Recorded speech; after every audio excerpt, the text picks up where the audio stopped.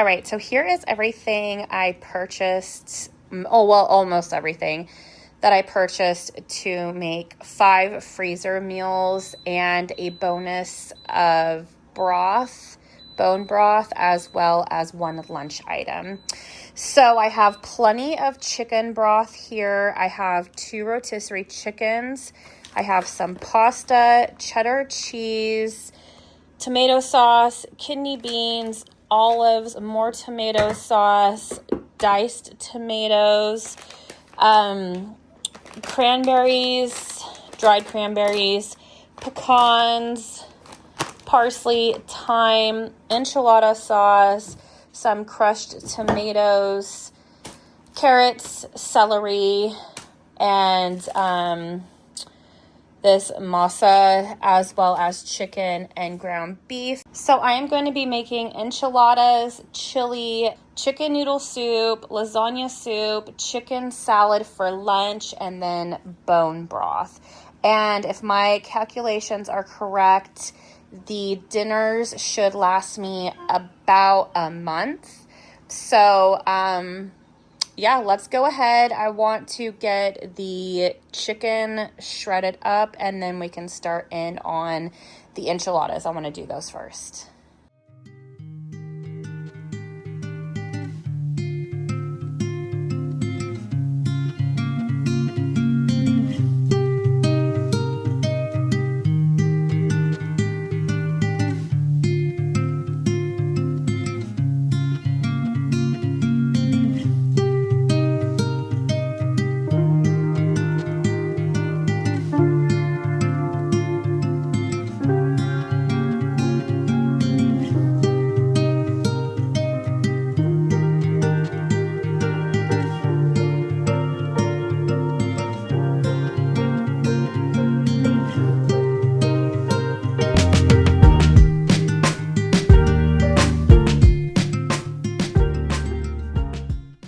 All right, friends. So I've shared my enchilada recipe with you before. I will say that this is in no way, shape, or form authentic. This is just how I like it. Feel free to add or omit anything that you want to add or omit anything that you do not like. Um, as with any recipe for cooking, it is such a flexible thing. You can add and take away whatever you like. So for me, I love using the shredded chicken. It's just a lot of help. I add the cheese, the olives, sour cream. I like to add enchilada sauce to the chicken as well. Sometimes I will add in the taco seasoning. I just didn't today because I didn't have any. And then I give it all a good mix and I put it in the tortilla, top it with the enchilada sauce and the cheese, and that is it. Now, because I am putting these in the freezer, I am not going to cook them. I will just cook them when I'm ready to eat. This is an extremely simple recipe. Actually, all of these recipes are extremely easy and fast, which is the beauty of it. And I did yield enough food for the weekdays for a month, which I'm super happy about. I'll talk more about that at the end of the video.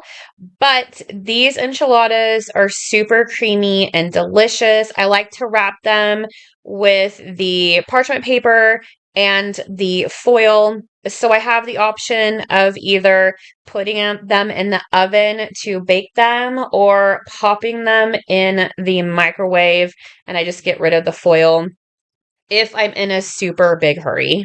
And as always, Goose is in here with me. I tell you, he knows exactly when I'm in the kitchen. He always runs in and is begging. And I don't know if you saw me shredding the chicken and fast forward, but I was throwing pieces to the dogs as I was shredding them. So don't worry, they got plenty of the rotisserie chicken as well. And the meat that I didn't use, I shredded a bunch of it and gave it to them. And then I'm going to use the rest of it for the bone broth. And of course, I made enough for just me.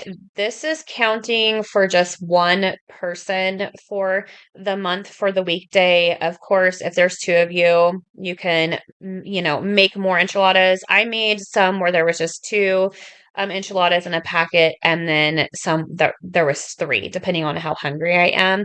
So then I just pop them in a little Ziploc bag, and that is it. Throw them in the freezer, and they are an easy grab on the weeknight when I don't feel like cooking at all. This next recipe I found on Pinterest. I don't know if you call it old school. I grew up with chicken salad that came from the can, and I never had a problem with it. It's just reminiscent of like tuna. Um, but I am kind of not really wanting to use the canned stuff any longer. I wanted to try more of what I consider it to be a deli style chicken salad. I found this recipe. It really resonated with me and I wanted to try it. So it's basically like a harvest chicken salad. I made it for lunch, but full disclosure, I had it for dinner as well, kind of like a girl dinner, if you will. But for this one, it's just chicken, apples, onions, like dried cranberries, and walnuts. Then you add your salt, pepper, apple cider vinegar, mayonnaise, and Dijon mustard. Of course, if you don't want to use mayonnaise, use Greek yogurt. Um, do half mayonnaise, half Greek yogurt, do some mayonnaise, do sour cream, whatever your heart desires. I just did mayonnaise. It's probably gross people out, but I love mayonnaise so much. I'm a mayonnaise lover. So if you are a fellow mayonnaise lover, leave a comment and let me know because I don't know what it is. Anyway, I've switched to the oh gosh, the avocado oil mayonnaise. It's just as good. Of course, over here in California, our best mayonnaise is the best food mayonnaise. We don't get that Duke's mayonnaise over here like they do in the South. We're limited on what we have. I feel like we're not super mayonnaise based. We're more aioli based over here in California. So, anyway, this is what it looks like in the container. Super, super delicious. As always, I will have all of the recipes linked in the description for you. But next up is a creamy chicken noodle soup, which I have been eating, and it is so, so, so good. And did I mention super easy? Anyway, for this one, you want to add your carrots, onion, celery to some butter and cook them down. Add all of your seasonings to it. This one calls for herbs de Provence, and I used to use it all the time, and I stopped, and I don't know why, because the minute I put it in this pot, the aroma of it just took me back, and I'm going to start using it for a bunch of different things. It smells so good. Once everything is cooked down, I always like to add my seasoning to kind of heat them up and wake them up. Since they're dry, they need to be woken up a little bit more. But once it's all cooked down, add your flour. You want to make a roux. Then you add your stock and heavy cream and you let this simmer for a bit. Once you let it simmer for a bit, you add your noodles. Oh, and don't forget your chicken because it's chicken noodle soup. But then you add your noodles, and basically what you're going to do is you're just going to cook the noodles for however long your box says, and it is done. That's it. Super simple, super delicious. I like to have Parmesan cheese on the top. With all of my recipes, I did weigh them out. I have a little food scale, and I weigh them out to how much you're supposed to have a serving. I don't eat my soup or anything like that with like bread or anything else. I just strictly have my soup. So I made sure to weigh it to where it is enough for one full meal.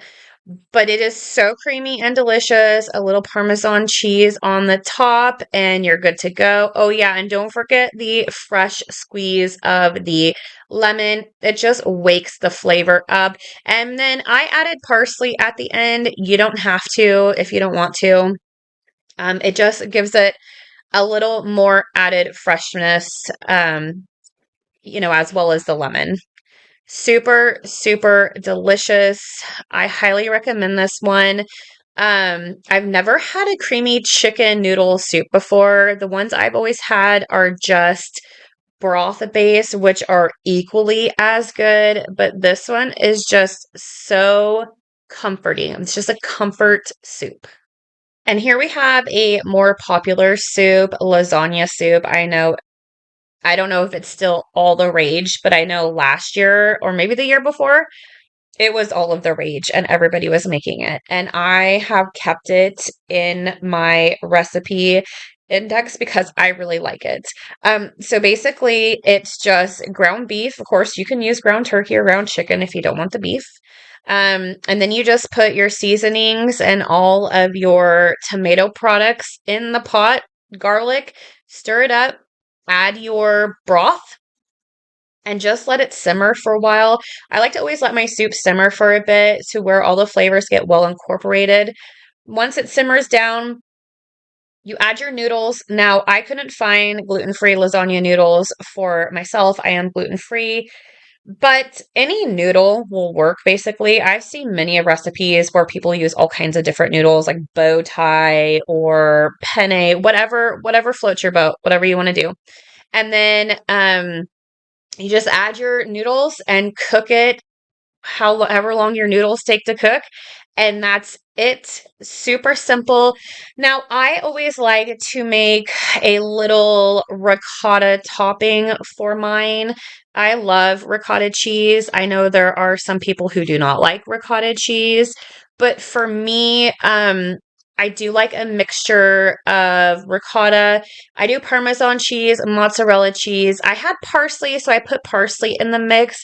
I've done it before where I've added basil instead of parsley, and then I've added some granulated garlic. I mean, it's just whatever you want to put in the topping, you can do, or you can just simply add Parmesan cheese and mozzarella cheese and omit the ricotta cheese altogether if you don't like it. And I'm assuming you can even use cottage cheese if you're wanting to add a lot more protein to the soup. Okay, so next up I have chili. This is a Pioneer Woman recipe. If you have made her recipes before, let me know. I feel like she's genius. Every single recipe I've made of hers is so good, so good, so good. And I will tell you, I am a fairly good cook, I feel like. But chili for me has always been not my strongest. I do not know why. Chili and me just don't get along very well until I found this recipe. It is super simple and super delicious. And basically, you just throw some of your ingredients with your ground beef. It doesn't look like a lot, but you simmer it for 2 hours and all the flavors combine, and it is so, so, so yummy.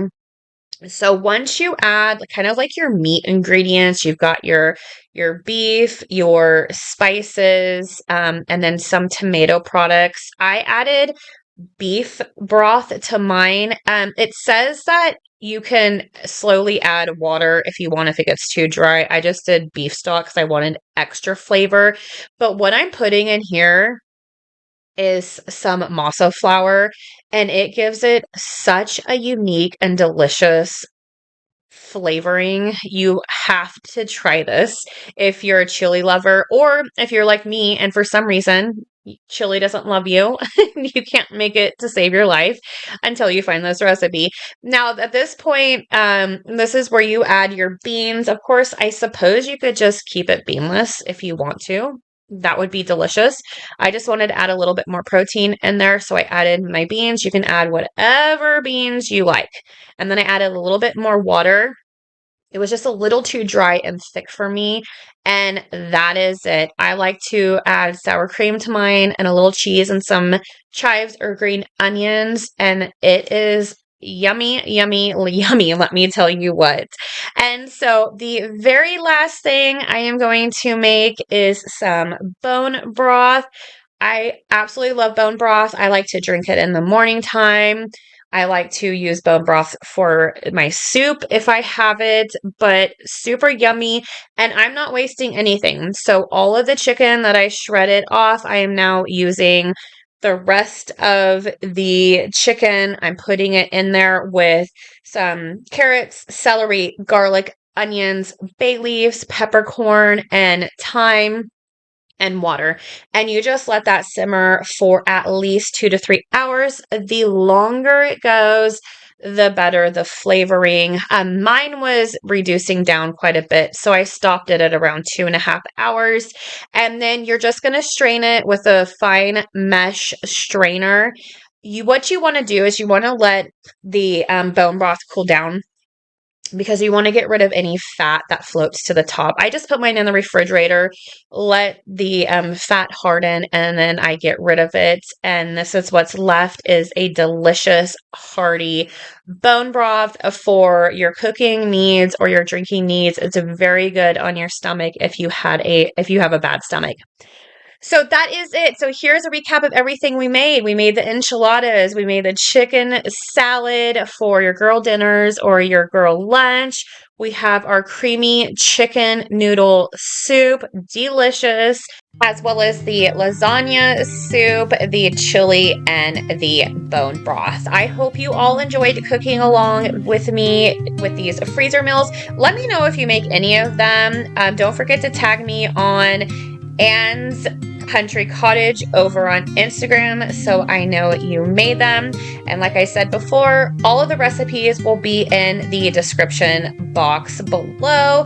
I hope you all have a great week, and I will see you when I see you. Bye.